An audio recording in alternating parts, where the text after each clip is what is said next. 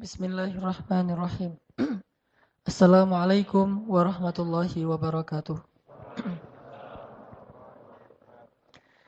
Alhamdulillah, nahmaduhu wa nasta'inuhu wa nastaghfiruh wa na'udzu billah min syururi anfusina wa sayyiati a'malina. May yahdihillahu fala mudhillalah wa may yudlil fala hadiyalah. Asyhadu an la ilaha illallah wahdahu la syarikalah wa asyhadu anna Muhammadan abduhu wa rasuluhu la nabiyya ba'dah. Allahumma salli wa sallim wa barik ala sayyidina wa habibina wa maulana Muhammadin wa ala alihi wa ashabihi ajma'in. Rabbi syrah li sadri wa yassir li amri wa hlul 'uqdatam min lisani yafqahuna qawli. Teman-teman sekalian,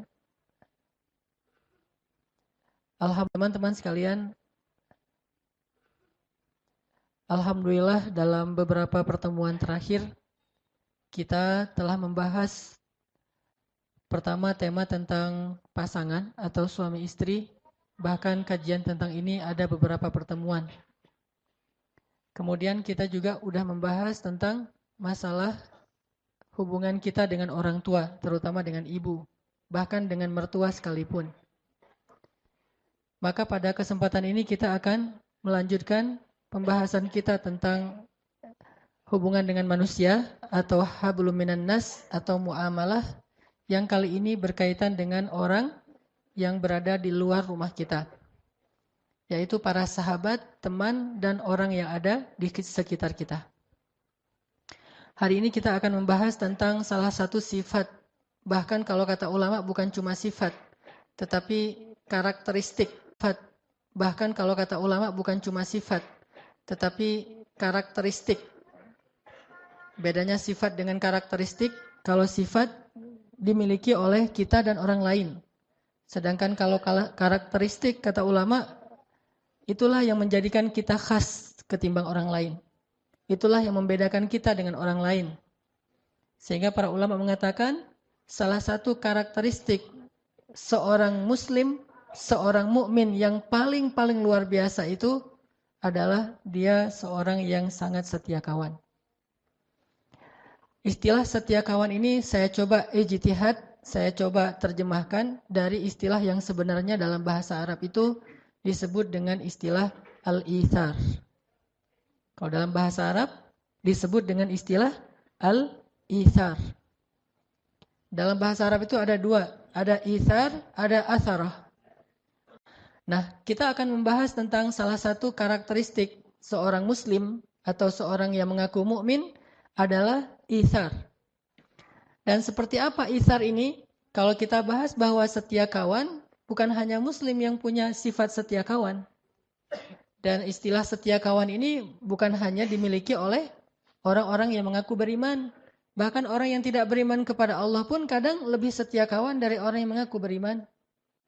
Lalu bagaimana kita akan menunjukkan kalimat dari hadis Nabi, innama bu'itsu, sesungguhnya aku diutus hanya liutammima makarimal akhlak, untuk menyempurnakan, untuk mengutuhkan akhlak-akhlak yang mulia. Sehingga dulu saya pernah menyampaikan bahwa yang memiliki akhlak mulia itu bukan cuma muslim, non-muslim juga mereka punya akhlak yang mulia. Mereka juga belajar tentang kemuliaan akhlak. Tetapi Islam, kata Nabi, liutammim akhlak. Tetapi Islam, kata Nabi, liutammim.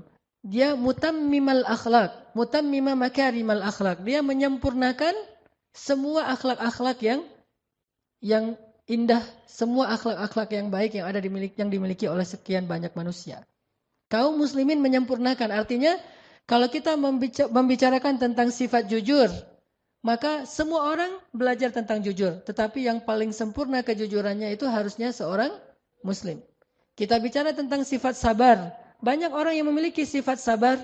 Tetapi harusnya muslim itulah yang paling sempurna kesabarannya. Kita bicara tentang sifat setia kawan. Banyak orang yang punya sifat setia kawan. Bahkan orang yang dalam bahasa poster itu mungkin masa bejat dulu. Dalam keadaan masih bejat, kita jauh dari masjid, kita nggak pernah sholat, kita nggak taat sama orang tua, tapi kita punya sifat setia kawan kepada teman-teman kita itu luar biasa. Teman-teman kita itu luar biasa. Harusnya orang yang sudah datang ke masjid, yang sudah mengaku berhijrah, yang sedang belajar Al-Quran dan Sunnah, dia punya sifat setia kawan yang lebih sempurna daripada mereka yang menurut sebagian orang disebut orang yang belum berhijrah. Jadi kalau kita mengaku sudah berhijrah, kalau kita mengaku sedang memperbaiki diri dan sudah sering ikut taklim, tetapi kita tidak lebih setia kawan daripada mereka yang jarang ikut taklim atau yang belum pernah datang ke masjid, berarti kita belum memiliki karakteristik seorang muslim sehingga tidak sah disebut sebagai muslim sejati. Apa bedanya kita dengan mereka? Bahkan mungkin mereka lebih baik daripada kita. Ada satu orang namanya si A misalnya. Dia punya 2 orang teman. Teman yang pertama, si B, ini orang yang sudah hijrah. Rajin ke masjid, sholat berjamaah, ikut taklim. Ini si B. Temannya yang satu lagi si A. A ini membutuhkan pertolongan, atau dia sakit, atau dia butuh apapun, dalam keadaan sedang diuji dengan satu musibah, maka lihatlah siapa yang pertama datang untuk menolong si A. Kalau yang pertama datang adalah si B, harusnya demikian, karena dia yang sudah berhijrah, dia yang sudah belajar. Tetapi alangkah memalukannya, alangkah sedihnya, jika yang pertama datang kepada si A ini adalah orang yang gak pernah berhijrah, gak pernah ke masjid, ke taklim, yaitu si C. Sekarang kira-kira, kita punya teman nih, yang sering punya masalah, yang sering kadang-kadang diuji dengan musibah. Dia punya teman, salah satunya kita yang sudah rajin ke masjid, yang sudah sholat berjamaah di masjid. Dan dia juga punya teman-teman yang lain yang gak pernah ke masjid, yang seringnya ke tempat-tempat maksiat. Coba tanya pada diri kita masing-masing, kalau teman kita ini butuh sesuatu, apakah kita lebih dulu datang kepada dia, atau teman kita yang kita sebut ahli maksiat lebih dulu datang kepada dia, atau teman kita yang kita sebut ahli maksiat lebih dulu datang kepada dia? Ini adalah muhasabah yang paling jujur, untuk menunjukkan siapa yang paling baik di antara kita dengan orang lain. Yang kita sebut sebagai ahli maksiat dengan ahli ta'lim dan ilmu. Harusnya seorang muslim menunjukkan yang paling awal dalam kebaikan. Bukankah Allah mengatakan wasari'u ila maghfiratin min rabbikum wa jannah fastabiqul khairat was-sabiquna as-sabiqun ulaikal muqarrabun. Mereka yang pertama, mereka yang lebih dulu, mereka yang berlomba-lomba. Di mana semangat perlombaan dalam kebaikan itu seandainya kita mengaku sudah rajin datang ke masjid? Apakah perlombaan kita hanya langkah-langkah menuju rumah Allah? Bukankah kebaikan bukan hanya ada di dalam masjid, tetapi juga kebaikan tersebar di seluruh bumi yang Allah miliki ini? Sehingga harusnya kita merasa harus muhasabah dan merasa malu kepada Allah dan kepada manusia. Bahwa kita seringkali bukan yang pertama datang untuk menolong saudara kita. Yang misalnya ada musibah di salah satu kota, di kota-kota ada di Indonesia, yang pertama yang datang langsung turun tangan. Di antara orang-orang yang mau membantu mereka itu perusahaan-perusahaan yang latar belakangnya bukan perusahaan yang orang muslim. Kemudian yang datang negara yang latar belakangnya itu bukan penguasa muslim.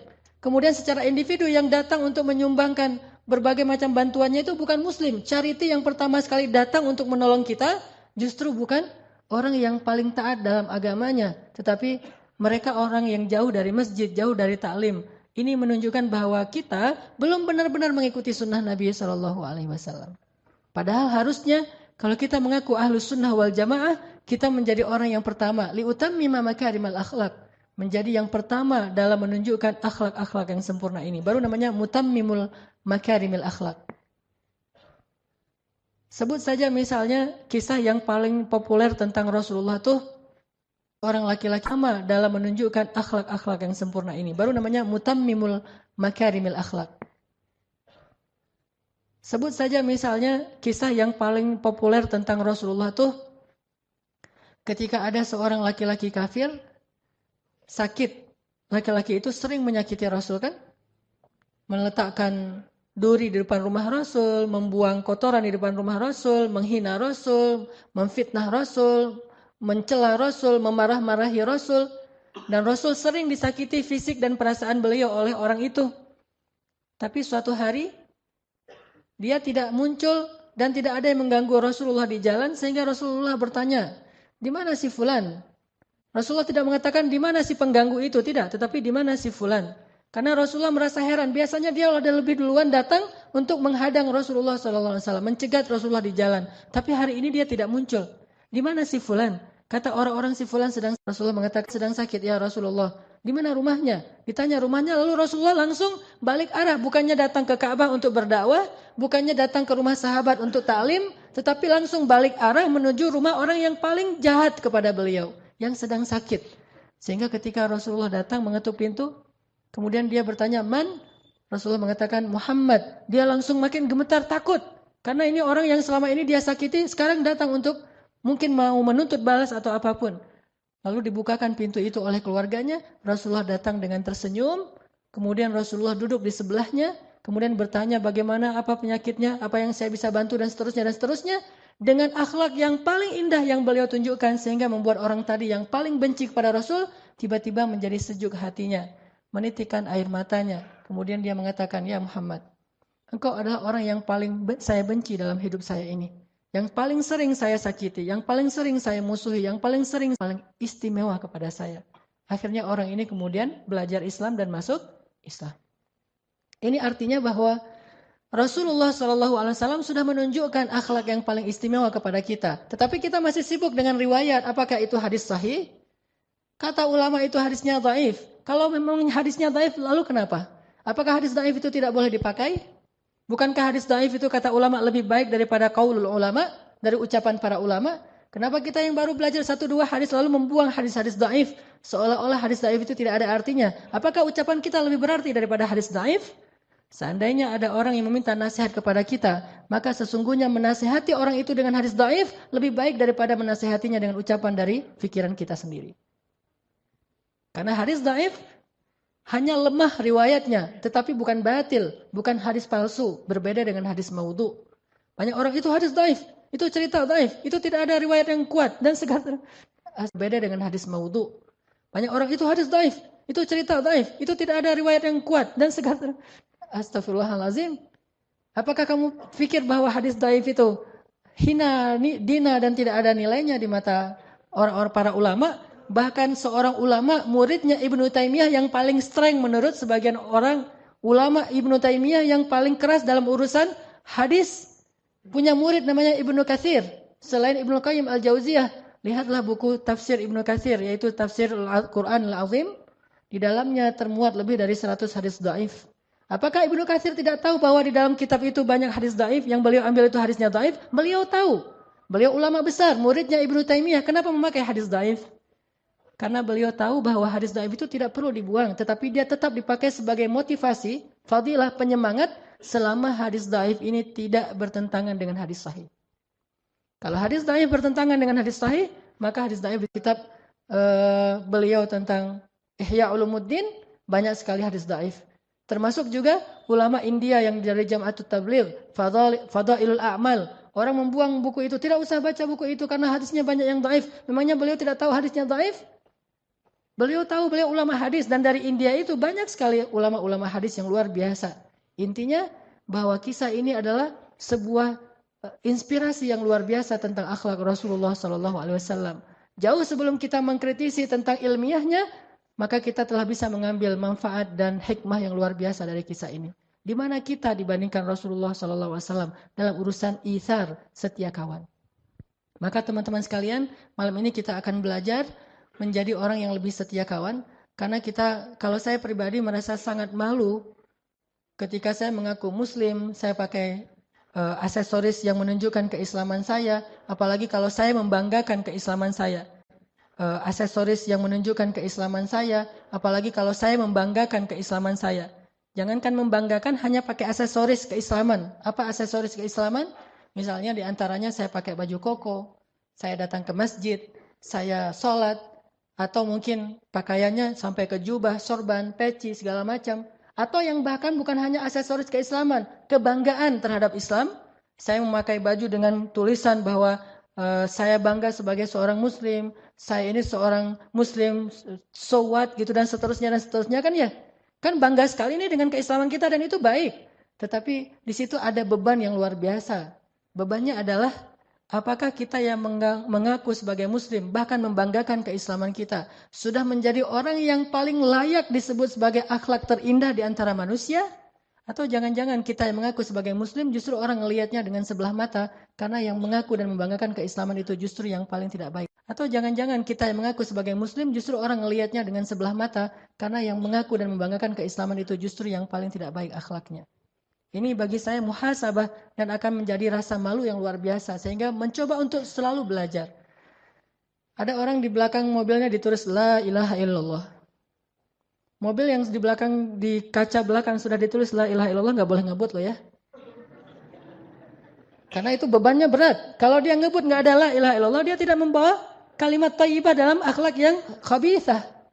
Tetapi ketika di mobil dia tulis La ilaha illallah, dia tulis misalnya muslim atau apa, dia tulis bahasa-bahasa kebanggaan Islamnya, ini hal yang positif, tidak masalah dengan itu. Kita ingin syiar, tapi syiar itu ada konsekuensinya. Jangan hanya syiar dalam bentuk teks, tetapi ada tanggung jawab yang lebih besar daripada teks itu sendiri, yaitu tanggung jawab akhlak. Karena orang tidak lihat sholat kita, dan mereka juga tidak akan merasa kagum dengan sholat kita. Mereka akan lihat dan kagum akhlaknya, lebih baik akhlaknya daripada mereka yang di belakang ditulis mungkin kalimat-kalimat, misalnya FBI, mungkin dia ada kalimat tentang benderanya Amerika, ada benderanya Jepang, orang bangga dengan bendera yang lain, atau minimal bendera Indonesia, kita pakai benderanya Palestina, benderanya Arab Saudi, La ilaha illallah. Ini berat membawa kalimat itu. Makanya kenapa di belakang mobil saya tidak ada La ilaha illallah? Karena saya masih suka ngebut di jalan. Alasan. Setidaknya orang tahu suatu saat saya pernah gini. Ini saya waktu itu pakai sorban. Pakai sorban mau ngajar pakai jubah. Karena lagi-lagi alasannya buru-buru gitu. Ngebut kan. Karena macet, jalannya tuh udah stuck banget. Akhirnya saya ngambil jalur yang arah berlawanan. Dan dipancing sama angkot sebetulnya. Saya ngikutin angkot aja, jalur yang berlawanan. Pas ngikutin angkot, angkotnya langsung bisa masuk, saya ketinggalan di belakang. Dan kemudian di depan udah ada mobil, angkotnya langsung bisa masuk, saya ketinggalan di belakang. Dan kemudian di depan udah ada mobil yang berlawanan masuk. Dan mobilnya kebetulan mobil mewah. Lalu setelah itu saya buka kaca tuh mau minta maaf kepada dia, dia juga buka kaca, langsung dia teriak di wajah saya dengan kalimat dari kebun. Dan waktu itu mungkin karena dia lihat dari depan ini orang pakai sorban, pakai jubah, tapi kok ngambil jalur orang. Di situ saya merasa sangat malu, bukan marah kepada dia, justru saya menganggap bahwa dia pantas mengatakan itu kepada saya. Harusnya saya membawa aksesoris Islam, pakai sorban, pakai jubah. Belum lagi nanti kalau ada yang kenal itu Ustadz Hanan dan seterusnya. Berarti saya harus lebih baik akhlaknya daripada mereka. Yang saya maksud dengan akhlak ini bukan urusan pribadi, tetapi bagaimana sikap kita kepada orang lain. Itu terbawa. Apalagi kita, misalnya teman-teman udah pada tahu nih, teman-teman komunitasnya kita di sini, ada yang komunitasnya atlet, mungkin para atlet sepak bola, ada komunitasnya yang lain itu udah rajin ke masjid, bahkan bukan hanya tahu dari orang lain, kita sendiri yang kadang-kadang ngomong, saya ngaji di Al-Latif, saya sekarang lagi coba belajar agama dan seterusnya. Disitulah kita sebetulnya sedang diperhatikan oleh mereka. Kalau mereka memperhatikan kita, jangan buru-buru menjudge mereka bahwa mereka itu sedang curiga sama kita, menjelek-jelekan kita. Enggak, mereka sedang memperhatikan. Apakah yang sudah mengaku hijrah ini lebih baik akhlaknya atau tidak? Kalau lebih baik, maka saya akan ikut dia. Kalau yang sudah hijrah ini, yang sudah belajar agama ini lebih mengalah, lebih sabar, lebih mudah memaafkan, lebih lebar senyumnya daripada yang lain, maka saya akan ikut dia. Tetapi kalau yang sudah mengaku berhijrah ini kemudian yang dulunya suka tersenyum sekarang mulai manyun, saya tidak akan ikut dia. Kalau yang dulunya dia orangnya asik sekarang mulai jaim, saya tidak akan ikut dia.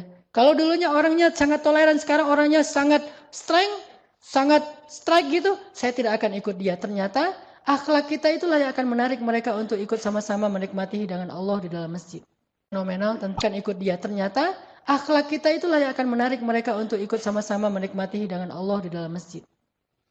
Intinya adalah salah satu yang paling mereka perhatikan itu dan akan membuat mereka takjub itu adalah sifat ithar. Yang tadi saya coba terjemahkan dengan setia kawan. Mari kita coba baca ayat Al-Quran yang sangat fenomenal tentang masalah ithar yang ada di dalam surat Al-Hasyr. Coba kita buka surat 59, surat Al-Hasyr ayat 9. Surat 59 ayat 9.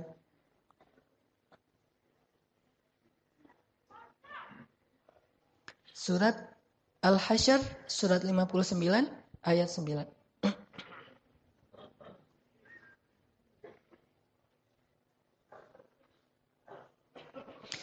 A'udzu billahi minasy syaithanir rajim. بالله من الشيطان الرجيم.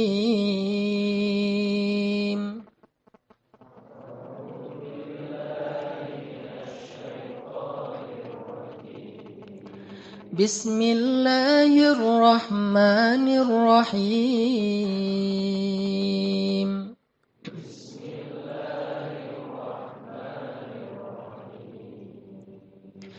والذين تبوأوا الدار والإيمان من قبلهم يحبون من هاجر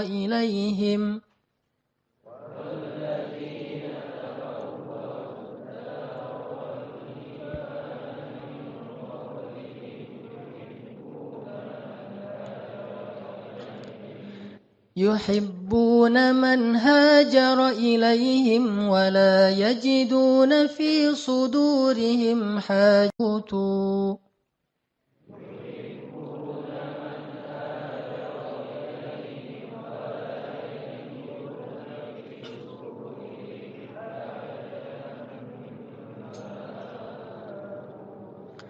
ويؤثرون على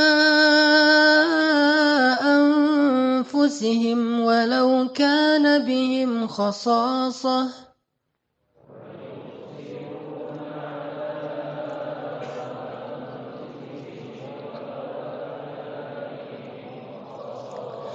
ومن يوق شح نفسه فأولئك هم المفلحون.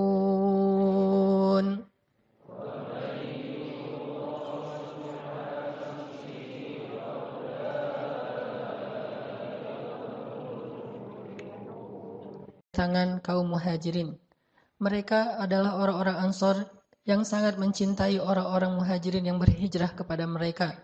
Dan mereka itu tiada menaruh satu keinginan pun dalam hati mereka terhadap apa yang diberikan kepada kaum muhajirin. Dan mereka selalu ithar atau mengutamakan orang-orang muhajirin atas diri mereka sendiri, sekalipun mereka dalam keadaan kesusahan. Dan siapa yang dipelihara dari kekikiran dirinya, mereka itulah orang-orang yang beruntung. Teman-teman sekalian, di dalam ayat 9 ini Allah Subhanahu wa taala menyebutkan satu kata ithar dalam bentuk verb atau kata kerja, yaitu kalimat wa yu'thirun. Wa yu'thiruna ala anfusihim walau kana bihim khasasah.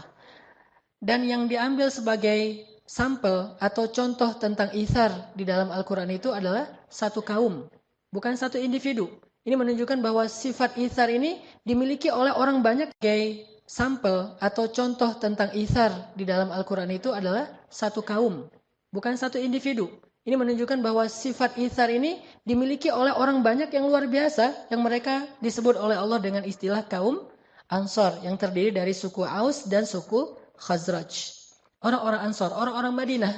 Ternyata orang-orang Madinah ini adalah orang-orang yang ahlul ithar, orang yang sangat luar biasa dalam berithar, dalam setia kawan itu luar biasa orang Ansor. Sangat terlihat nanti kisah-kisah itharnya orang Ansor itu, gimana mereka bisa setia kawan, gimana mereka bisa lebih mengutamakan orang muhajirin daripada diri mereka, sampai ke tingkat yang kita tidak bisa mengerti, sampai ke tingkat yang tidak bisa dipercaya oleh akal kita. Begitu luar biasanya sifat setia kawannya kaum Ansor. Di antara contoh setia kawannya kaum Ansor misalnya, ketika kaum muhajirin datang ke Madinah, kemudian mereka membutuhkan, Ansor membagikan setengah dari rumah mereka untuk muhajirin. Memberikan setengah dari tanah mereka untuk muhajirin. Bahkan ada di antara mereka yang menyerahkan seluruh hartanya untuk kaum muhajirin, dan mereka kemudian tinggal bersama keluarga mereka yang lain. Jadi kalau ada adik kakak berlima nih, maka salah satu di antara yang orang 5 ini menyerahkan seluruh hartanya, kemudian dia numpang tinggal bersama keluarganya yang lain. Saking ithar, saking setia kawannya kepada kaum muhajirin. Ini yang dilakukan oleh orang Ansar. Sehingga ketika Rasulullah dan sahabat muhajirin datang ke Madinah, mereka tidak kelaparan. Mereka tidak kedinginan. Mereka tidak kepanasan. Mereka semuanya mendapatkan tempat seperti yang mereka dapatkan di kampung halaman mereka. Karena ithar dari kaum Ansar. Siapa di antara kita yang bisa seperti ini? Datang orang yang kita tidak kenal sama sekali. Kalau ithar kepada para sahabat, setia kawan dengan teman-teman itu, ini kita mungkin bisa. Bahkan ada di antara kita yang mungkin punya pengalaman di masa-masa lalu, Saat kita punya komunitas motor mungkin, atau komunitas hobi yang lain, ketika ada teman kita yang misalnya anak Vespa nih, ada temannya jalan dari Bandung ke Pangandaran, sampai di daerah Pangandaran atau katakanlah misalnya Garut aja atau Tasik gitu, Vespanya mogok. Kemudian dia telepon tengah malam, jam 1 malam dia telepon temannya di Bandung. Bro, Vespa saya mogok gitu. Dan saya sekarang, kamu lagi di mana? Lagi di Tasik, ini mau ke Pangandaran. Mogok udah berapa kali dibenerin nggak bisa hidup, nggak bisa nyala. Saya sendiri sekarang di jalan. Oh ya udah, lo tunggu ya di situ ya, ntar lagi gue datang gitu. Akhirnya dia dari Bandung jauh-jauh naik Vespa juga ke Pangandaran. Untung nggak mogok lagi di daerah Ranca Ekek gitu. Jauh-jauh datang ke Pangandaran, ditelepon oleh temannya dalam waktu hitungan menit, dia langsung siap-siap, langsung berangkat ke Pangandaran. Dia nggak pernah berpikir yang efektif mah bukan saya yang datang, saya cari bantuan aja, saya telepon 911 atau apalah istilahnya. Jangan saya yang datang, kan cari efektivitasnya. Bagi mereka bukan efektivitas, tetapi bagaimana menunjukkan setia kawannya. Mungkin kalau mau efektif, dia akan telepon saudaranya yang ada di Tasik, tolong bantu teman saya. Itu aja udah setia kawan. Tetapi dia tidak ingin kebaikan ini diambil oleh orang lain. Dia yang harus mengambil kebaikan ini. Sehingga dia datang jauh-jauh dari Bandung ke Tasik, ke Garut, bahkan sampai ke Pangandaran, menyusul temannya yang sedang menunggu di sana dalam keadaan sedang membutuhkan pertolongan. Ini dilakukan oleh orang-orang yang tidak mengenal agama. Harusnya kita yang sudah belajar agama harus punya setia kawan yang jauh lebih dahsyat dari ini. Dan ini bukan hal yang sepele. Karena tugas seorang muslim itu adalah menunjukkan identitas Islam yang telah Allah gariskan dalam syariatnya. Dan ini berat, makanya menjadi seorang muslim itu luar biasa beratnya.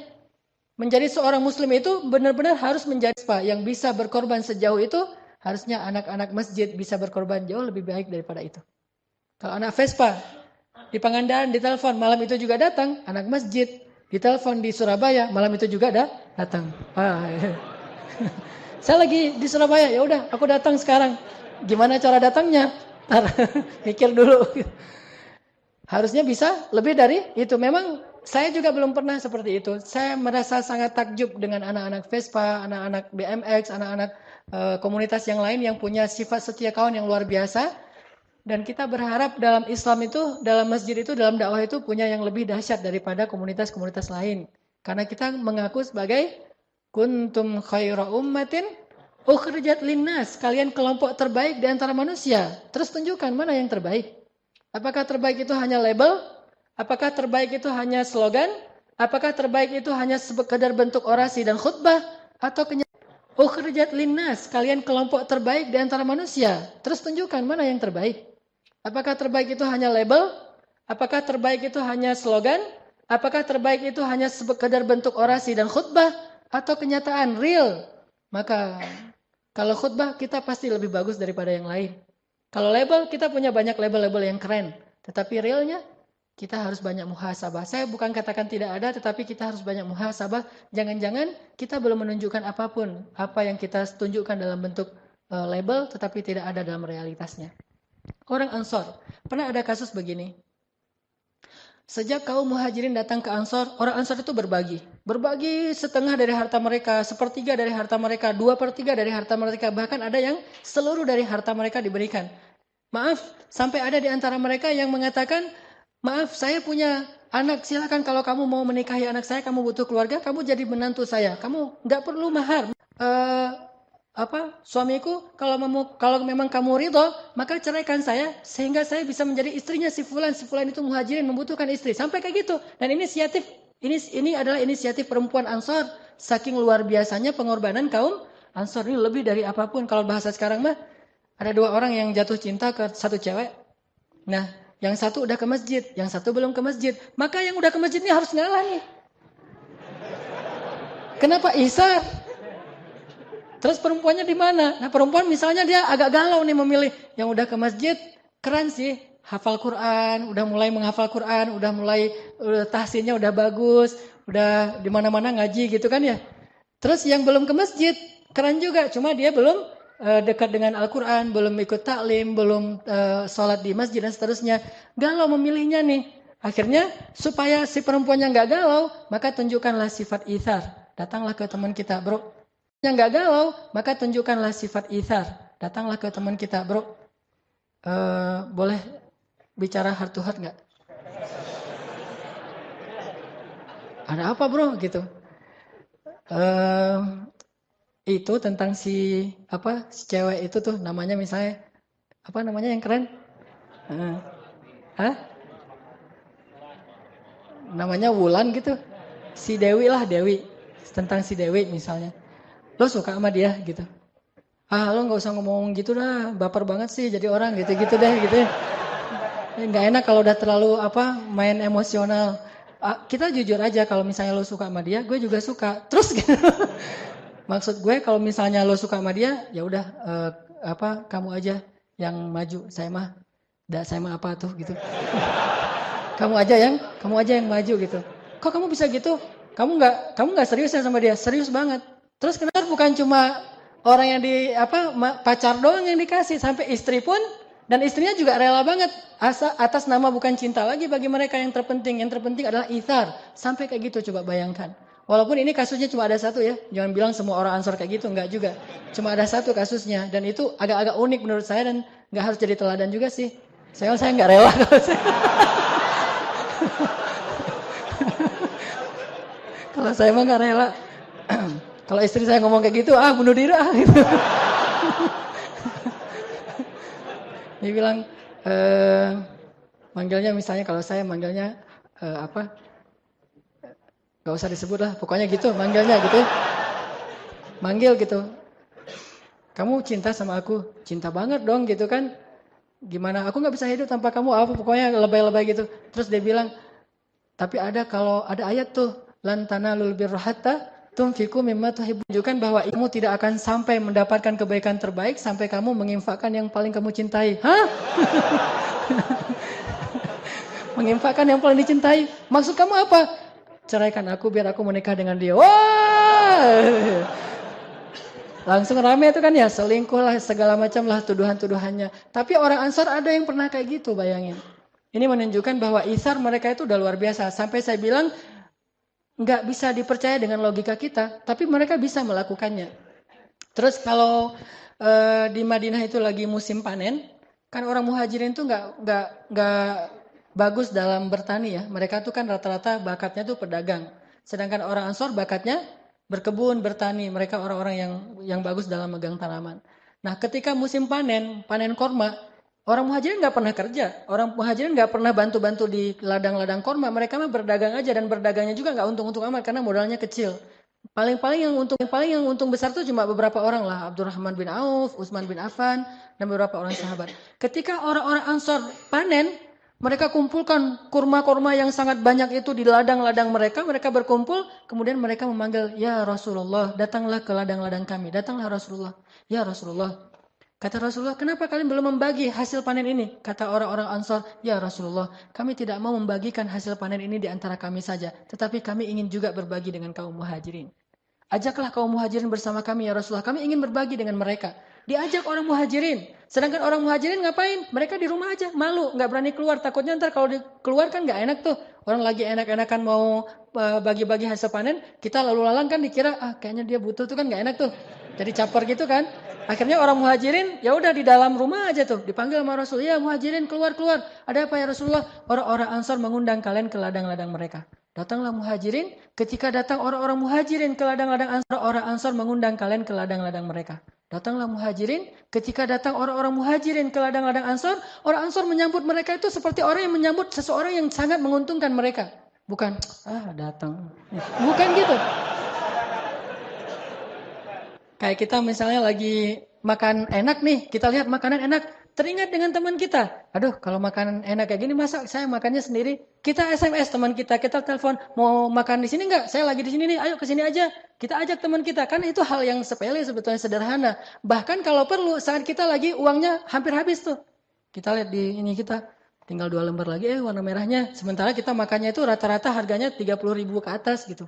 Kan enak tuh makanannya 50.000, 40.000, ada burger, ada segala macam. Kita SMS teman kita, aku lagi makan ini nih, ayam penyet, kan harganya 30 ribuan. Mau datang ke sini bareng-bareng, dia bilang, oh boleh. Ini kan dia nggak tahu kalau kita nggak punya uang. Terus pesannya apa? Misalnya pesannya lebihan uang, tapi kita masih bisa memberi kepada yang lain. Itu namanya ithar. Kalau sekedar memberikan yang lebih, itu namanya jud. Kalau memberikan yang kita nggak terlalu butuh, itu namanya sakha. Semua ini kebaikan. Kebaikan itu kata ulama ada 3 tingkatan. Tingkatan yang paling rendah namanya sakha. Memberikan sesuatu yang kita nggak terlalu butuh, nggak terlalu suka, yang biasa aja, yang lebih, itu namanya sakha. Sedangkan jud, itu memberikan yang kita sukai.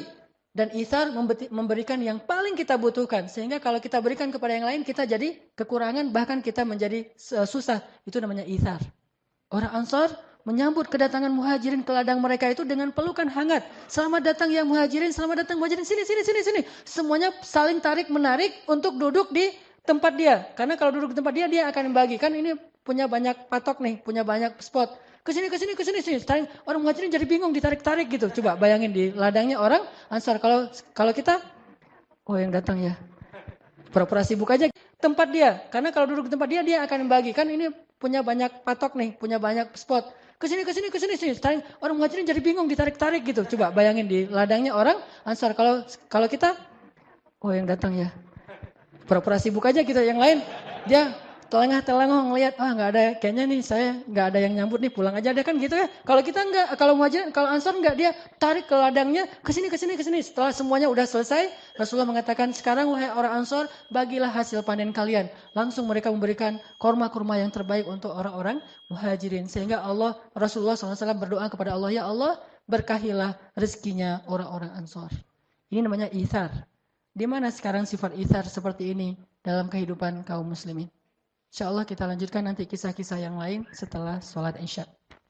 Jadi kepikiran tadi habis ngomongin apa? Jadi nggak khusyuk soalnya. Ngomongin kalau misalnya kayak Ansar InsyaAllah gitu. Atau sakit kita siap menderita. Tapi kalau perasaan kan, aduh, itu benar-benar ithar. Kayaknya salah satu contoh ithar paling mengharukan tuh itu tuh kayaknya. Dan hanya ada di sinetron selain dalam sejarah Islam gitu. Atau mungkin ada yang pernah ngalamin? Berarti nggak bisa dikisahin juga, nggak pernah ngalamin, nggak tahu gimana sakitnya tuh kayak gimana tuh nggak tahu. Luar biasa tuh ya. Jadi sahabat kita sendiri, kita tahu diam-diam ternyata dia tertarik. Sementara si cewek ini mungkin belum memutuskan. Terus kita tahu, oh dia kayaknya suka juga. Akhirnya kita mundur gitu, nggak mau maju. Padahal kita udah terlanjur menyimpan dalam hati kita, udah dalam banget, udah terukir gitu namanya. Udah gitu kita mundur. Terus kita nanti menyaksikan bahwa dia buat kartu undangan, kita dikirimin gitu. Ini dramatisir banget, udah dalam banget, udah terukir gitu namanya. Udah gitu kita mundur. Terus kita nanti menyaksikan bahwa dia buat kartu undangan, kita dikirimin gitu. Ini dramatisir banget nih. Ya mirip-mirip dengan ketika cinta bertasbih gitu kan. Yang lagu Aceh gitu yang pas lagi di pelaminan. Assalamualaikum warahmatullah. Itu kan kayak baper gitu kan sambil nangis gitu. Cuma saya mah nggak akan nangis juga sih. Alhamdulillah belum pernah ngalamin. Pernah nggak ya? Ya kalau misalnya yang pernah ngalamin, itu ithar banget tuh. Kalau bisa ithar sejauh itu, insya Allah tuh orang baik insya Allah. Berarti dia kalau udah hijrah, udah belajar Islam, mudah-mudahan bisa jadi salah satu sampel atau ikonnya akhlak gitu ya. Harusnya muslim tuh kayak gitu. Atau dalam kehidupan misalnya ithar hal yang sepele. Kita lagi mau naik bus misalnya. Kita udah beli seat atau kursinya tuh yang dekat jendela. Pas kita datang terus tiba-tiba ada orang duluan, biasalah lebih senang di dekat jendela. Kita datang kita lihat nomor kursinya benar, itu punya kita yang di sebelah situ, dia di sebelah sini. Tapi kita bilang, Mas nomornya berapa gitu? Nomor saya ini sekian, yang sebelah sini ya? Oh iya yang sebelah sini, udah tapi nggak apa-apa, udah duduk aja di situ. Nah itu kan ithar hal sepele, walaupun akhirnya nanti kita nggak bisa tidur mungkin karena terbiasa dekat jendela. Atau kalau yang lebih ini lagi, pas saya di pesawat tuh bawa jamaah umroh, karena pembimbing kan harus isar. Itu nasib pembimbing tuh, harus isar. Pas bawa jamaah umroh, di pesawat itu seatnya itu diacak. Jadi ada yang sekeluarga tapi satu di depan, satu di belakang dan seterusnya. Paling belakang dulu, tunggu sampai jamaah senyaman mungkin memilih kursi yang mereka dekat dengan pasangannya, dengan keluarganya. Kadang-kadang kursi saya, Ustadz duduknya di mana? Di sini. Boleh nggak Ustadz ditukar? Oh boleh banget, boleh banget, boleh banget. Terus saja ganti lagi, pindah ke depan. Ustadz, ini anak saya di sebelah sana, boleh nggak di sini? Oh ya boleh Bu. Saya pindah lagi sampai 5 kali pindah. Akhirnya saya ke paling belakang. Nah ini hal-hal yang sepele kayak gitu bisa jadi salah satu contoh-contoh isar dalam kehidupan kita. Atau termasuk dalam masjid kayak gini, misalnya kita udah selesai sholat, kita nggak sholat sunnah dulu karena pengen yang lainnya biar bisa sholat. Itu terjadi loh di Mekah, Madinah tuh harusnya kayak gitu isar. Tapi orang udah beribadah di Mekah, Madinah malah nggak bisa isar. Misalnya di Raudhah gitu. Di Raudhah itu kan tempat yang mustajabah doa tuh di Masjid Nabawi. Orang sholat di situ tuh lama-lamaan, doanya tuh panjang banget. Perasaan di Indonesia nggak gitu-gitu amat, tapi sampai di sana tuh gitu amat. Panjang banget doanya tuh. Udah gitu kalau orang Indonesia kan berpersepsinya doanya tuh. Udah gitu kalau orang Indonesia kan berpersepsinya doa itu harus duduk ya. Nggak bisa sambil jalan apa atau sekedar berdiri aja nggak bisa, harus duduk. Jadi dia duduk bersila udah nyaman banget gitu, naruh barangnya depan belakang kanan kiri, doa ya Allah panjang banget. Di belakang tuh orang-orang bilang ya Ammi ya Allah ya Allah ya Ammi ya Haji Haji Haji gitu. Mereka karena nggak ngerti bahasa Arab bagus juga sih jadi cuek gitu. Terus aja berdoa. Nah ini namanya ithar, hal-hal yang sepele kayak gini. Kalau dalam kehidupan kita yang lebih ekstrim lagi mungkin apa? Yang tadi ada saya pernah lihat di internet di YouTube tuh ada liputan tentang seorang anak di Australia, Muslim. Jadi dia dapat penghargaan dari pemerintah Australia sebagai salah satu contoh anak yang berkorban untuk kakaknya. Anak ini sekitar 8-9 tahun, kakaknya 12 tahun. Anak yang berkorban untuk kakaknya. Anak ini sekitar 8-9 tahun, kakaknya 12 tahun. Tenggelam di salah satu pantai di laut.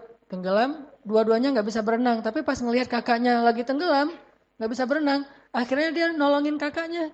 Nolongin kakaknya, sambil dia tarik kakaknya dan dia udah kelep juga, dia udah minum banyak air, terus sampai bisa membawa kakaknya ke pantai dan dia sampai lemes dan pingsan. Diambil sama lifeguard, kemudian dibawa ke ambulan dan di perjalanan dia meninggal dunia. Sehingga langsung dikasih banyak penghargaan, orang banyak yang menangis untuk dia. Nah ini ithar, rela mati demi orang lain. Kadang kita ngerasain kayak gitu. Kayak misalnya kita lagi bareng-bareng berenang di UPI misalnya, yang 5 meter tuh kan ya. Nah ada teman kita yang ternyata terlalu pede mungkin berenangnya, main nyemplung aja, ada kira 1,5 meter. Pas dia masuk ke situ kok dalam banget masuknya. Datanglah kita, ceng gitu kan. Terus kita keluarganya selamatin orang, diinjak-injak apa, ditekan-tekan sama dia, udah aja kita mungkin minum banyak air sampai kita akhirnya kenyang gitu dan pingsan karena kenyang. Nah ini ithar. Tapi nggak tahu nih, ada nggak orang yang mau melakukan sejauh ini? Kalau ada yang bisa melakukan sejauh itu minimal untuk keluarganya, itu berarti menunjukkan bahwa dia udah punya semangat ithar yang luar biasa. Intinya, ithar memberikan sesuatu yang paling kita butuhkan, walaupun sedikit. Sampai Nabi bilang apa tentang ithar? Rubba dirhamin sabaqa alfa dirham. Bisa jadi 1 dirham itu lebih Allah sukai daripada 1000 dirham, kata Nabi. Kenapa bisa jadi 1 dirham lebih Allah sukai daripada 1000 dirham? Karena 1000 dirham ini diberikan oleh orang kaya. Sedangkan 1 dirham ini diberikan oleh orang yang sangat-sangat membutuhkan 1 dirhamnya. Jadi bisa jadi 1 dirham ini nilainya lebih besar di mata Allah daripada 1000 dirham. Apa bedanya? Bukan angkanya, tapi ithar dan jud. Dirham. Apa bedanya? Bukan angkanya, tapi ithar dan jud. Kalau 1000 dirham itu jud. Memberikan sesuatu yang dia juga sebetulnya punya lebih gitu. Tapi kalau ithar, memberikan satu-satunya yang dia punya dan kalau dia berikan ke orang lain dia akan susah. Itulah ithar. Sehingga ada kisah seorang ulama di zaman tabi'in. Beliau miskin, fakir malah. Ulama-ulama dulu kan terbiasa hidup dalam keadaan miskin. Sehingga keluarganya juga udah ridho dengan keadaan kayak gitu, sibuk dengan ilmu. Nah, beberapa hari keluarganya nggak makan. Dan beliau juga nggak tahu harus bekerja apa. Sementara beliau mengajarkan ilmu kepada orang lain, nggak pernah dibayar. Ini ujian juga buat saya. Saya dulu pernah ngalamin ya, masa-masa ketika awal-awal saya mengajar itu, bayarannya kecil banget.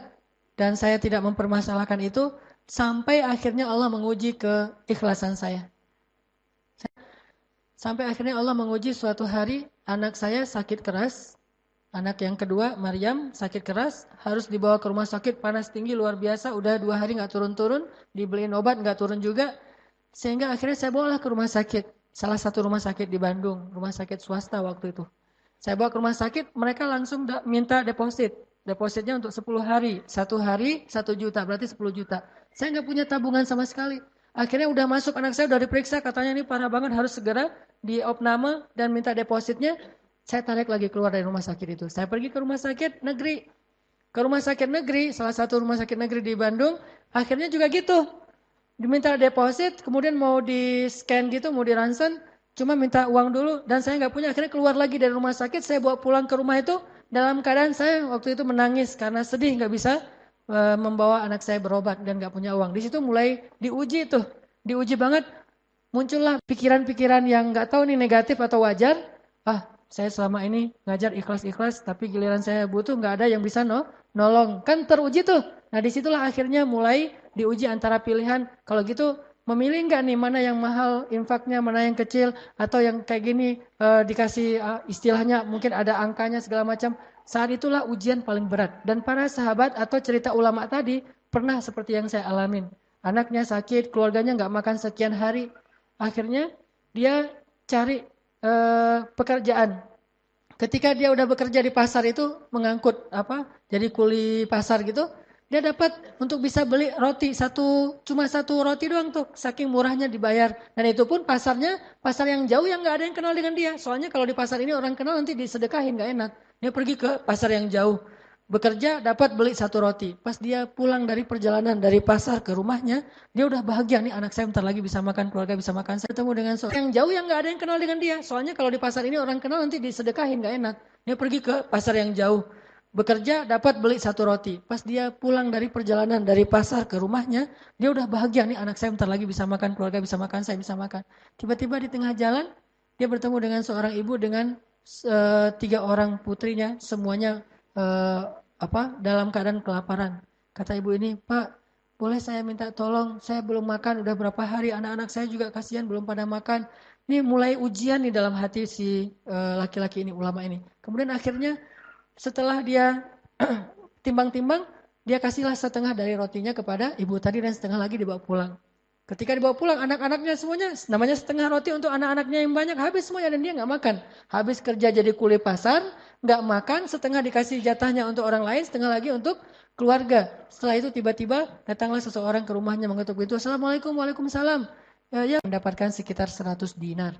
1 dinar sekarang harganya sekitar 2,5 juta. 250 juta ithar. Orang yang rela memberikan yang paling dia butuhkan dalam keadaan sangat lapar. Dan bayangkan itu jangan sekarang. Sekarang mungkin kita nggak terlalu lapar nih. Coba bayangin pas lapar-laparnya, nggak punya apa-apa, terus teman kita datang minta pinjam uang, kita kasih. Itu benar-benar ujian ithar. Dan seorang muslim harusnya mampu melakukan hal yang seperti itu.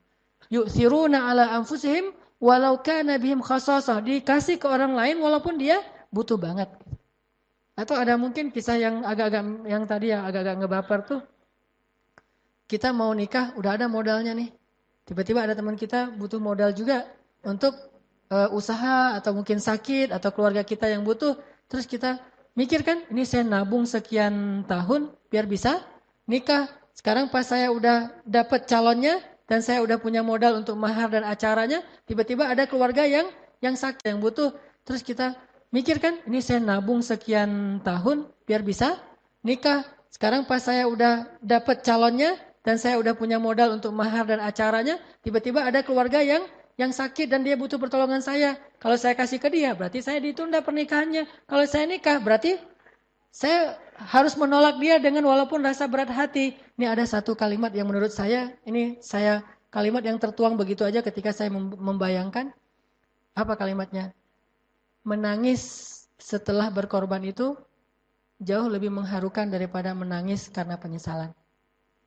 Menangis setelah berkorban jauh lebih mengharukan daripada menangisi kesalahan. Jadi kalau kita bisa berkorban kemudian kita menangis karenanya, terharu gitu, maka itu jauh lebih mengharukan daripada menangis karena kesalahan yang kita buat. Jadi lebih baik kita berkorban untuk orang lain daripada kita berbuat kesalahan. Sehingga nanti kalau kita menangisi kesalahan kita yang sekarang, itu nggak keren. Lebih keren kita menangisi pengorbanan kita walaupun kita nggak dapat untung. Namanya juga pengorbanan. Itu menurut saya lebih mengharukan. Kita melihat anak-anak kita tertawa, tersenyum bahagia, tanpa mereka tahu bahwa sebetulnya kita dalam keadaan sedang irit nih. Tapi kita kasih kepada mereka apa yang mereka butuhkan. Itu bisa mengharukan banget menangisnya. Kepada pasangan kita, kepada teman kita. Dalam keadaan sangat irit. Kita untuk, misalnya sendal kita tuh udah sobek misalnya, bahkan udah berlubang gitu sendal kita atau sepatu kita. Kita nggak beli sepatu baru atau kita punya ransel kita tuh udah sobek-sobek. Kita nggak beli ransel demi untuk bisa beli baju anak kita, bahkan bukan baju yang penting-penting amat, baju baru biasa. Atau untuk istri kita dia lagi jalan ngelihat ada jubah yang bagus, kita beliin untuk pasangan kita. Itu jauh lebih keren. Dan itu adalah isar, belajar dari kita dibandingkan dengan para sahabat dulu. Atau nggak usah jauh-jauh para sahabat di antara kita. Orang-orang yang belum berhijrah, orang-orang yang jauh dari masjid, yang mereka bisa isar habis-habisan kepada temannya. Teman-teman yang dirahmati Allah Subhanahu Wa Taala, ada lagi kisah isarnya para sahabat yang saya pernah baca. Ketika para sahabat, salah satunya namanya kalau nggak salah Jabir bin Abdullah. Ini pernah saya kisahkan beberapa kali. Saat Rasulullah SAW dengan para sahabat sedang menggali parit Khandak dan mereka kelaparan banget, banyak yang akhirnya gara-gara ngangkat batu tuh jatuh loh. Saking kelaparannya menggali parit Khandak, saking kelaparan dan susahnya ngangkat batu tuh sampai dia jatuh dan tertimpa batu. Saking lemahnya. Tapi mereka terus bekerja, siang malam makannya cuma 1 butir kurma sama minum air. Akhirnya Jabir bin Abdullah merasa kasihan kepada Rasul yang ngelihat saking lemahnya. Tapi mereka terus bekerja. Siang malam makannya cuma 1 butir kurma sama minum air. Akhirnya Jabir bin Abdullah merasa kasihan kepada Rasul. Yang ngelihat Rasulullah itu susah banget. Dia pulang ke rumah, dia tanya kepada istrinya, istriku, ada apa di rumah kita yang bisa kita berikan kepada Rasulullah sebagai makanan? Kata istrinya, enggak punya apa-apa. Kita juga orang miskin. Satu-satunya yang kita punya itu cuma seekor domba yang masih kecil banget, yang baru berukuran yang sangat kecil, baru lahir, sama satu kalau bahasa sekarang mungkin 1 kilogram gandum yang bisa dibuat untuk beberapa potong roti. Cuma itu yang kita punya di rumah.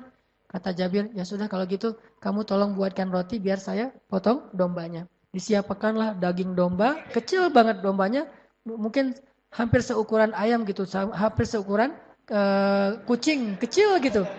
Domba yang baru lahir. Cuma satu-satunya yang dimiliki segitu tuh. Kalau dalam bahasa, kata Jabir, ya Rasulullah, saya sudah mempersiapkan jamuan makan malam. Kalau Rasulullah selesai bekerja nanti, datanglah ke rumah saya untuk makan malam bersama. Saya siapkan jamuannya. Rasulullah bahagia banget kan? Bayangin, yang ngundang itu orang miskin loh. Dan Rasulullah udah curiga, pasti makanannya cuma segitu-gitu aja. Namanya juga Jabir. Siapa yang gak kenal Jabir dengan kemiskinannya? Sehingga kalau yang ngundang itu Jabir, ya gitu-gitu aja lah makanannya. Rasulullah tahu itu. Tapi Rasulullah saking bahagianya diundang walaupun cuma sederhana makanannya dan tahu cukupnya paling banyak untuk 3 orang. Dan Jabir udah mengatakan cuma untuk 3 orang ya Rasul. Rasulullah langsung berdiri mengatakan, wahai para sahabat, yang jumlahnya berapa? 1000 orang. Wahai para sahabat, Jabir ngundang kita makan di rumahnya. Wallahu Akbar gitu semuanya. Bayangin, jatah makan 3 orang diundang kepada 1000 orang. Rasulullah tuh nekat juga ya. Ya sahabat, dan itu 1000 orang tuh lapar semua loh. Diundang kepada 1000 orang. Rasulullah tuh nekat juga ya. Ya sahabat, dan itu 1000 orang tuh lapar semua loh. Lapar semua, berhari-hari gak makan. Jabir mengundang kita untuk makan di rumahnya. Semuanya bertakbir Allah Akbar, Masya Allah, Jabir apa? Jabirnya pucat, langsung lari tuh. Lari nemuin istrinya. Wah istriku gawat. Kata istrinya, kenapa? Ternyata yang akan datang itu bukan cuma 3 orang sahabat, tapi ada ratusan bahkan 1000 orang. Kata istrinya dengan tenang, siapa yang mengundang mereka? Engkau atau Rasulullah? Kata Jabir, Rasulullah, aku cuma mengundang Rasulullah sama 2 orang sahabat. Kata istrinya, kalau Rasulullah yang mengundang, biarkan mereka datang. Allah dan Rasul lebih tahu. Datanglah Rasulullah dengan orang-orang yang beringas semua ini yang datang. Rumah Jabir kecil, nggak muat untuk semua orang. Akhirnya makannya di luar rumah. Lihat di sini, kalau kita misalnya dapat undangan yang kayak gini, cuma untuk satu orang atau mungkin porsinya kecil, tapi kita masih ingat teman kita, bahkan rame lagi yang pastinya kita nggak akan dapat jatah mungkin. Jadi hal yang sedikit dibagi rame, saking setia kawannya. Maka Rasulullah ngajak orang yang 1000 dan beliau tahu kalau mereka udah datang mereka lupa bahwa itu Rasulullah, makan aja semuanya. Sering kayak gitu soalnya. Rasulullah dilupain sehingga Rasulullah diam-diam aja nggak makan, yang lain pada makan. Baru nanti setelah mereka kenyang udah pada sendawa gitu, udah gelegean, kalau kata orang Sunda apa? Terap gitu. Jadi udah gelegean, udah terap, baru mereka tanya, loh Rasulullah kok nggak makan? Rasulullah kan sering digituin. Rasulullah bilang, udah biarin aja. Seolah-olah bahwa Rasulullah itu udah kenyang, bahkan ada yang sampai matiin lampu. Nah Rasulullah tahu kondisinya akan kayak gitu resikonya, tapi Rasul tetap ngundang 1000 orang yang lapar-lapar tuh datang ke rumah Jabir. Jabir dengan wajah agak pucat, nih pasti nggak akan cukup nih. Kalau bahasa saya mah, kalau sekarang mungkin enak kalau kayak gitu, tinggal telepon warung Padang kan, apa gitu, udah aja dengan kambing seukuran kucing sama beberapa potong roti. Kata Rasul, tutuplah dengan kain. Ditutup. Jadi kayak apa? Bejana gitu, kayak talam gitu, ditutup pakai kain. Terus Nabi mengatakan, "Wahai para sahabat, ambillah sesuka kalian tanpa membuka penutupnya." Jadi ngambilnya dari dalam gitu. Dan Rasulullah nggak mendahulukan dirinya dan Jabir, tetap yang lain dulu. Jabir bagikan kepada mereka. 1000 orang, bayangin berapa jam tuh. 1000 orang dibagikan satu bejana, satu talam gitu. Ngambil roti. Ini kayaknya tulang nih, daging nih. Ambil gitu. Ini kayak tulang, daging. Ambil. Namanya orang Arab, bayangin. Itu orang Arab lapar lah gitu. Orang Arab nggak lapar aja. Makanya banyak kan gimana orang Arab yang lapar. Sahabat lapar banget. Pasti makanya banyak banget. Ngambil. Semuanya sampai 1000 orang. Tapi gundukan penutupnya itu masih kayak penuh gitu. Nggak sampai kempes. Dan Jabir mulai curiga kok berat. Semuanya sampai 1000 orang. Tapi gundukan penutupnya itu masih kayak penuh gitu. Nggak sampai kempes. Dan Jabir mulai curiga kok beratnya nggak berkurang. Setelah semuanya udah selesai makan, Rasulullah nggak makan. Memperhatikan mereka makan tuh kayak ibu ngasih makan anaknya. Kayak gitu Rasulullah ke sahabat. Mereka semuanya lahap. Wah, lupa sama Rasulullah. Udah selesai semuanya makan, mereka pamit. Dan lupa Rasulullah belum makan. Setelah mereka semuanya pamit, Rasulullah manggil Jabir dan istrinya, duduklah, sekarang bukakan penutupnya. Pas dibuka, semuanya masih utuh seperti awal. Sama sekali seperti nggak ada yang makan. Jangan-jangan itu kayaknya halusinasi makannya. Sampai di rumah kok saya masih lapar ya. Enggak, ini mah bukan magician ya. Jadi bukan lihat tatap mata saya. Makanlah gitu. Enggak. Jadi berkah banget.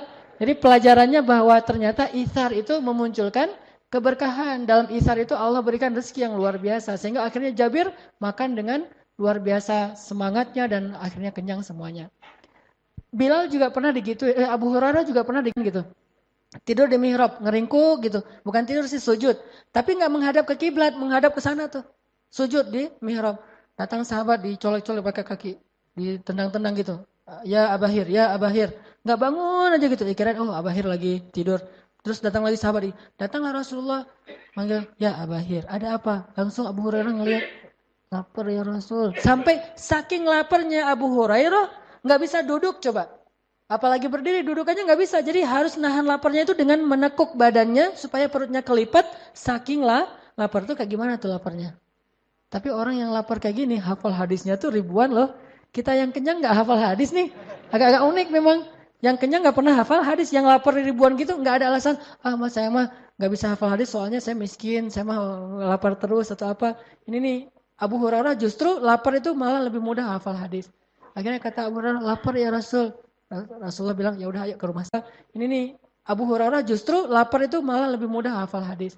Akhirnya kata Abu Hurairah, lapar ya Rasul. Rasulullah bilang, ya udah ayo ke rumah saya. Abu Hurairah semangat kan ke rumah Rasulullah. Yang tadi nggak bisa berdiri, tiba-tiba bisa berdiri. Aneh juga tuh. Kalau saya perhatiin hadisnya, loh kok tiba-tiba bisa berdiri ya? Abu Hurairah langsung segar gitu. Ya Rasulullah, datang ke rumah Rasulullah. Rasulullah ngambil susu onta kan. Susu onta itu salah satu susu favorit Rasul.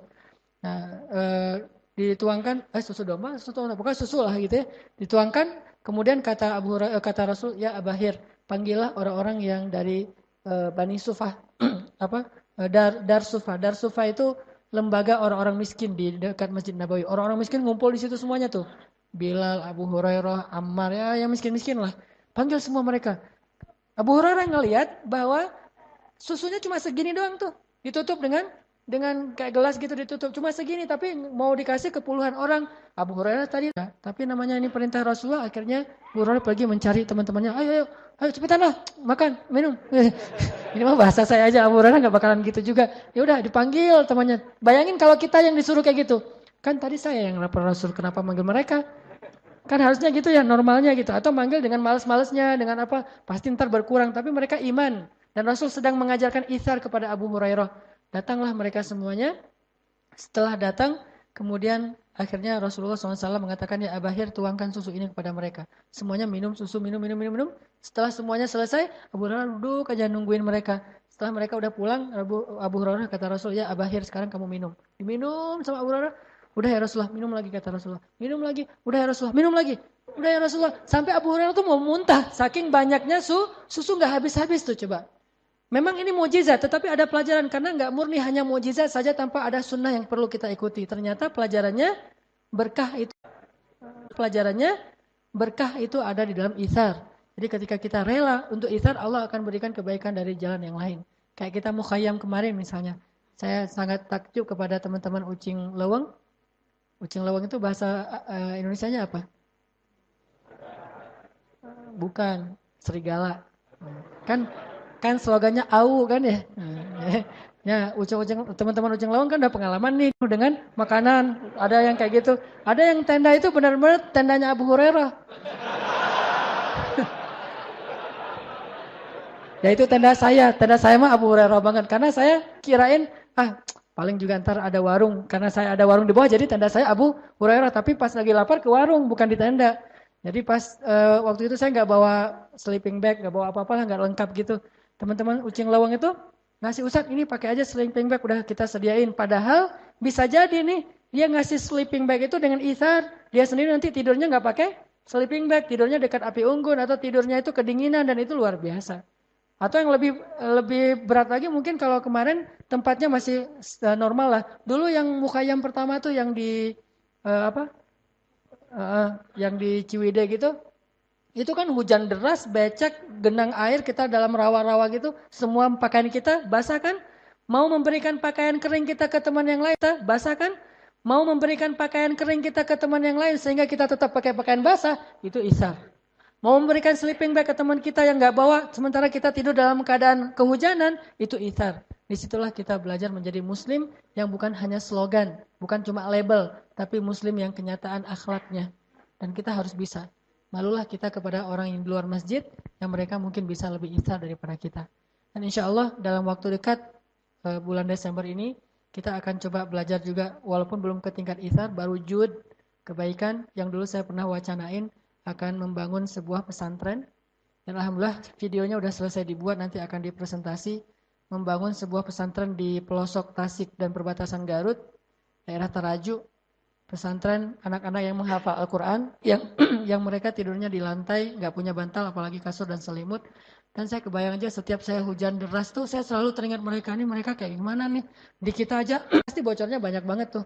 Udah gitu anak-anaknya besok harus bangun subuh-subuh, bahkan sebelum subuh untuk tahajud. Kemudian siangnya mereka harus tahfiz Al-Quran.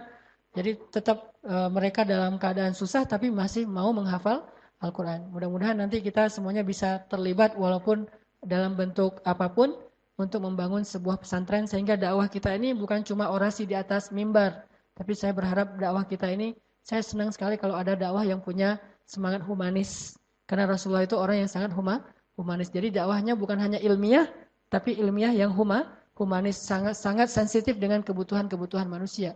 Walaupun hal kecil yang kita lakukan, tapi alhamdulillah ada beberapa teman yang mau gabung nih, teman-teman dari Harley mau gabung, teman-teman dari komunitas yang atlet mau gabung, kemudian dari beberapa kantor PT juga mau gabung, dan dari ibu-ibu juga ada beberapa orang dari akhwat dokter PT juga mau gabung.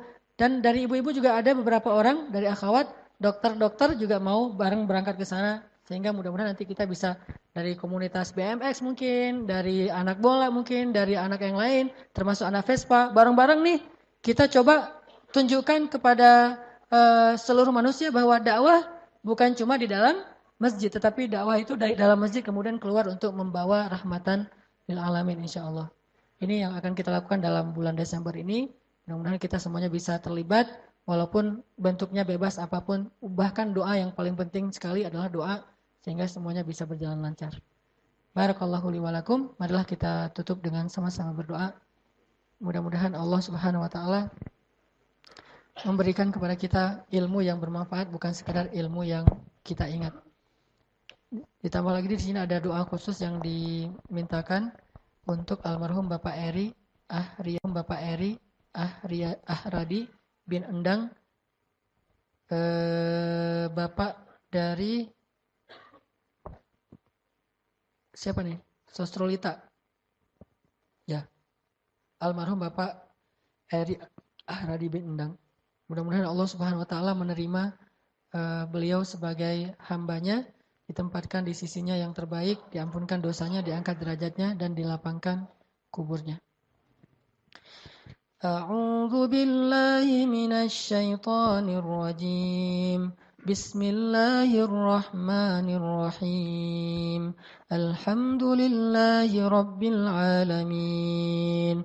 Allahumma hdina fiman hadait, وعافنا فيمن عافيت وتولنا فيمن توليت وبارك لنا فيما أعطيت لك الحمد يا رحيم لك الحمد يا رب العالمين الحمد لله على نعمة الإسلام الحمد لله على نعمة الإيمان الحمد لله على نعمة التوبة الحمد لله على نعمة القرآن الحمد لله على نعمة الأخوة الحمد لله على نعمة الهجرة الحمد لله على نعمة العبادة اللهم إنا نسألك حلاوة الإيمان اللهم إنا نسألك رضاك والجنة ونعوذ بك من سخطك والنار اللهم غوة الإيمان اللهم إنا نسألك رضاك والجنة ونعوذ بك من سخطك والنار اللهم اغفر له وارحمه وعافه واعف عنه وأكرم نزله ووسع مدخله واجعل قبره روضة من رياض الجنة ولا تجعل قبره حفرة من حفر النيران اللهم اغفر لنا ولوالدينا وارحمهما كما ربيانا صغارا رب اغفر لي ولوالدي وارحمهما كما ربياني صغيرا يا أرحم الراحمين اغفر لأمهاتنا يا غفار اغفر لأمنا حفظتنا يا غفار واغفر للمسلمين يا غفار ربنا اغفر لنا ولإخواننا الذين سبقونا بالإيمان ولا تجعل في قلوبنا غلا للذين آمنوا يا الله يا الله يا الله يا رب العالمين يا الله نسألك رضاك والجنة ونعوذ بك من سخطك والنار يا الله ampunkanlah dosa kami ya Allah ampunkanlah kesalahan-kesalahan yang pernah kami lakukan ya Allah ampunkanlah maksiat-maksiat yang senantiasa kami ulang-ulang bahkan sampai hari ini ampunkanlah kesalahan-kesalahan yang pernah kami lakukan ya Allah ampunkanlah maksiat-maksiat yang senantiasa kami ulang-ulang bahkan sampai hari ini ya Allah ampunkanlah kelalaian-kelalaian kami ya Allah ampunkanlah kesia-siaan hidup kami ya Allah maafkanlah segala kealpaan dan kelupaan yang kami kerjakan dalam kehidupan kami ya Allah yang membuat kami jauh darimu ya Allah ampunkanlah dosa-dosa kami ya Allah dosa ayah dan ibu kami ya Allah dosa saudara-saudara kami ya Allah dosa pasangan kami ya Allah dan dosa keluarga kami ya Allah ya Allah ya Arhamar Rahimin Engkau yang maha lembut Engkau yang maha penyayang dengan kasih sayang-Mu Engkau telah selamatkan kami dari jurang-jurang api neraka. Engkau hantarkan ke dalam hati kami iman dan hidayah. Engkau hantarkan dalam hati kami rasa cinta untuk duduk di dalam majelis ilmu agama-Mu ya Allah. Engkau jadikan kami rasa cinta ke dalam rumah-Mu ya Allah, sehingga kami lebih ringan melangkahkan kaki kami untuk datang ke masjid-masjid-Mu ya Allah. Majelis ilmu agama-Mu ya Allah. Engkau jadikan kami rasa cinta ke dalam rumah-Mu ya Allah, sehingga kami lebih ringan melangkahkan kaki kami untuk datang ke masjid-masjid-Mu ya Allah. Ya Arhamar Rahimin, di sana di luar sana masih banyak dari sahabat-sahabat kami yang masih enggan untuk masuk ke dalam rumah-rumah-Mu, bukan karena mereka benci kepadamu ya Allah, tetapi karena mereka belum paham ya Allah. Ampunkanlah dosa sahabat-sahabat kami ya Allah, yang mereka masih belum mau datang ke rumah-Mu ya Allah, bukan karena mereka jahat, tetapi mereka belum mengerti ya Allah. Ajarkanlah kepada mereka apa yang Engkau ajarkan kepada Nabi-Mu. Ajarkanlah kepada mereka apa yang Engkau ajarkan kepada para sahabat-Mu. Ajarkanlah kepada mereka apa yang Engkau ajarkan kepada hamba-hamba-Mu yang soleh ya Allah. Ya Allah, berikanlah kebaikan yang kami rasakan saat ini di rumah-Mu kepada sahabat-sahabat kami yang ada di luar sana ya Allah. Ketuklah hati mereka agar mereka mau datang ke masjid-masjid-Mu, agar mereka mau duduk di dalam majelis-majelis ilmu agama-Mu. Maafkanlah kami jika kami tidak sabar terhadap kesalahan-kesalahan yang mereka kerjakan. Jika kami belum sabar untuk mengajak mereka dengan akhlak yang baik, justru mereka menjadi semakin jauh dari rumah-Mu karena ketidaksabaran kami dalam mengajak mereka ya Allah. Ya Allah, masukkanlah kami ke dalam surga bersama sahabat-sahabat kami itu ya Allah. Jadikanlah kami sahabat di masa jahiliyah dulu menjadi sahabat juga di masa-masa yang telah kami bertobat ya Allah. Jika kami dulu bermaksiat kepadamu dalam keadaan berteman dan akrab, sekarang jadikanlah kami beribadah kepadamu juga dalam keadaan berteman dan akrab ya Allah. Dalam keadaan bersahabat ya Allah di dunia dan di akhirat insya Allah. Ya Rabbal Alamin, selamatkanlah pemuda-pemuda Islam yang ada di Indonesia dari segala macam fitnah dunia ya Allah. Selamatkanlah akhwat perempuan-perempuan muslimah dari fitnah aurah dan fitnah dunia ya Allah. Jadikanlah pemuda-pemudi Islam itu tumbuh dalam ketaatan ya Allah, sehingga mereka mendapatkan salah satu naungan-Mu di padang. Dengarlah doa-doa kami ya Allah. Tetapkanlah hati kami dalam hidayah ya Allah. Janganlah Engkau matikan kami dalam keadaan su'il khatimah ya Allah. Janganlah Engkau matikan kami dalam keadaan bermaksiat kepadamu ya Allah. Janganlah Engkau matikan kami ketika hari kami tidak melaksanakan ibadah yang sesuai dengan perintah-Mu ya Allah. Matikanlah kami di hari yang terbaik dalam hidup kami ya Allah. Matikanlah kami dalam keadaan beramal soleh kepadamu ya Allah. Dan hidupkanlah kami nanti di akhirat. Dan pertemukanlah kami bersama Rasul-Mu Sallallahu Alaihi Wasallam. Ya Allah ya Rabbal Alamin, betapa rindu kami kepada Nabi Muhammad Sallallahu Alaihi Wasallam. Betapa kami rindu kepada Nabi Muhammad ya Allah. Kami sering berselawat untuknya. Kami mencoba untuk mengikuti sunnahnya semampu kami ya Allah. Itu semuanya karena kami merindukan beliau ya Allah. Jadikanlah kami termasuk di antara orang-orang yang bertetangga dengan Rasul-Mu di dalam surga nanti ya Allah. Bertetangga dengan Abu Bakar As-Siddiq, bertetangga dengan Umar bin Khattab, bertetangga dengan Utsman dan Ali radhiyallahu anhum ajma'in. Ya Allah ya Arhamar Rahimin. Rabbana